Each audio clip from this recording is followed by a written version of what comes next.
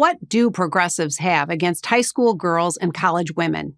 For that matter, what do they have against high school boys and college men? Let's start with females and how a celebrated law meant to promote opportunities for girls and women has, thanks to progressives, been turned against them. The law is Title IX. It was passed over 50 years ago. It's only 37 words.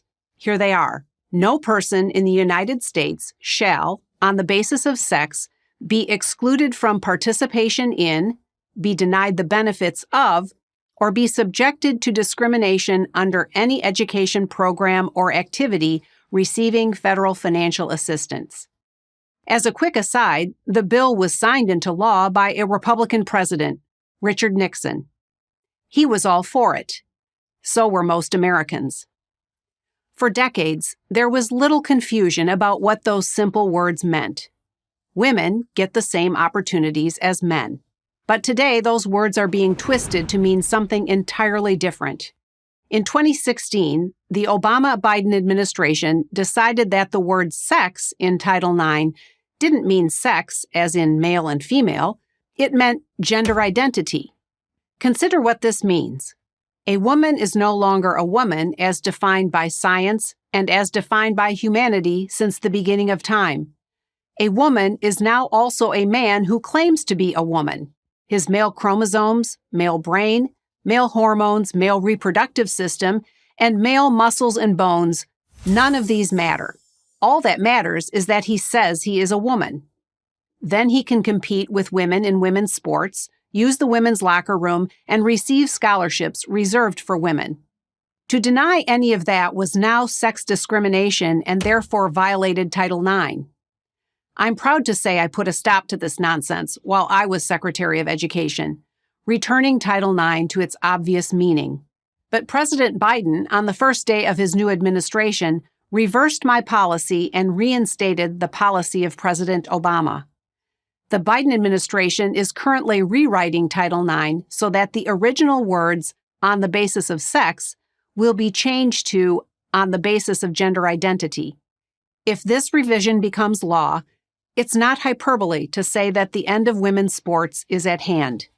Even the greatest women's tennis player of all time, Serena Williams, admitted she had no chance of beating a top-ranked male player. Riley Gaines, a top college swimmer, lost to a low-ranked male swimmer, Will Thomas, after Thomas changed his name to Leah and declared himself to be a woman. What Gaines and her teammates were forced to endure, Thomas walking around in his birthday suit in the women's locker room, only added insult to injury. But new interpretations of Title IX are not only being used against women, they're also being used against men. And once again, we have to go back to the Obama-Biden administration. In 2011, it sought to address what it perceived to be a sexual assault problem on college campuses. Fair enough. But rather than focusing on prevention, it decided to focus on punishment.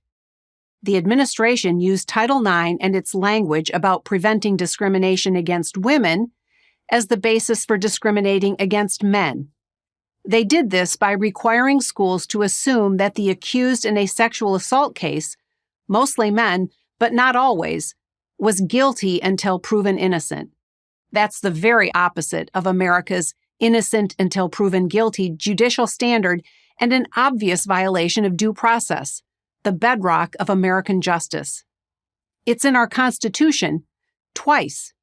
Students were accused and convicted of sexual assault by their schools without a fair chance to defend themselves.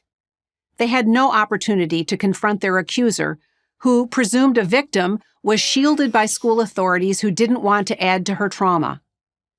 Being falsely accused of sexual assault is terrible. The damage to one's reputation is immediate and sometimes permanent. But not being able to defend yourself, not being able to confront your accuser is even worse.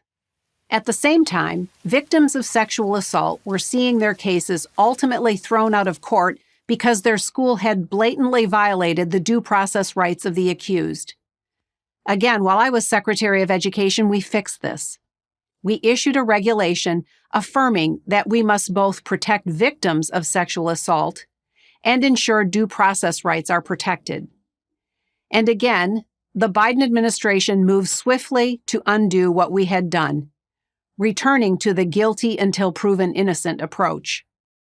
It's unfair, it's unjust, and it's un-American. For half a century, Title IX promoted and protected the rights of both men and women. If the progressives have their way, that will no longer be the case. A good law is about to become a very bad one, unless Congress, the courts, or the voters say no. I'm Betsy DeVos for Prager University.